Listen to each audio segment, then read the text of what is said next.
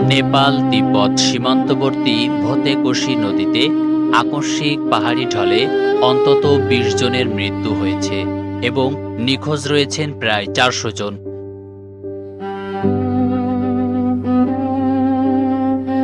নিখোঁজদের মধ্যে ১০৫ জন ভারতীয় নাগরিক সহ অন্তত ২৯১ জন বিদেশি ও ৯৩ জন নেপালি নাগরিক রয়েছেন।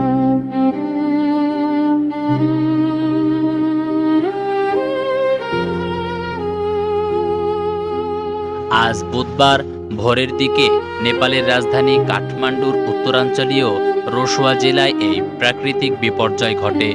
ঘটনার সত্যতা নিশ্চিত করে সামাজিক যোগাযোগ মাধ্যম এক্সে নেপাল পর্যটন বোর্ড জানায়, এলাকায় ভ্রমণরত পর্যটক ও স্থানীয়দের সুরক্ষার বিষয়টি নিশ্চিত করতে অনুসন্ধান চালানো হচ্ছে।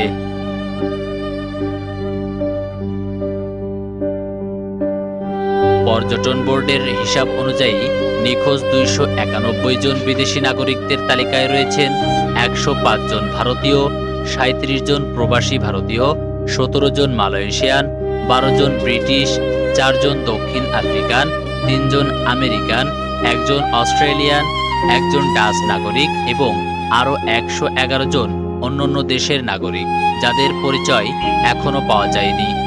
বিবিসির প্রতিবেদন থেকে জানা যায়, সংসদে বক্তব্য দেওয়ার সময় নেপালের পররাষ্ট্রমন্ত্রী শিশির খানাল জানান, প্রাথমিক তথ্য অনুযায়ী স্থানীয় সময় সকাল ৮টা ৩৭ মিনিটে ওই এলাকায় একটি ভূমিকম্প আঘাত হানে।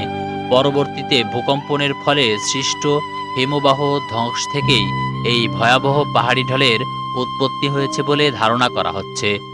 নেপালের পররাষ্ট্রমন্ত্রী আরও বলেন, এই ঘটনায় নেপালের পাশাপাশি সংলগ্ন চীন অংশেও ব্যাপক ক্ষয়ক্ষতি হয়েছে এবং উভয় দেশ যৌথভাবে পরিস্থিতি মোকাবেলায় কাজ করছে।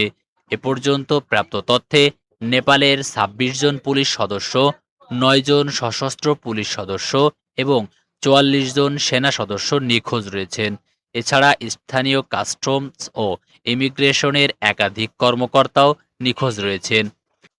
পাহাড়ি ঢলে রসুয়া ও নোয়াকোট জেলা সবচেয়ে বেশি ক্ষতিগ্রস্ত হয়েছে। ধ্বংস হয়ে গেছে অবকাঠামো, সড়ক যোগাযোগ, সেতু, বিদ্যুৎ কেন্দ্র এবং টেলিযোগাযোগ ব্যবস্থা। উদ্ধার অভিযান ত্বরান্বিত করতে সংশ্লিষ্ট সংস্থাসমূহ কাজ চালিয়ে যাচ্ছে। Desk report, voice of BD.